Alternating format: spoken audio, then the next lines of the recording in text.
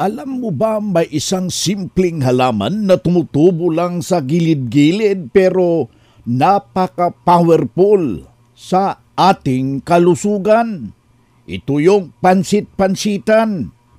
Ang pansit-pansitan or Peperomia pilosida ay kilala bilang isang natural na halaman na gamot laban sa pananakit sa kasukasuhan at rayuma. Dahil meron itong anti-inflammatory properties na nakakatulong pagpabawas ng pamamaga at kirot. Pwede na rin gawing tsa, magpakulo lang ng dahon at inumin ito, nakakatulong ito sa pangpababa ng uric acid kaya magandang panglaban sa gout at saka arthritis. Bukod pa noon, nakakatulong din ito para sa high blood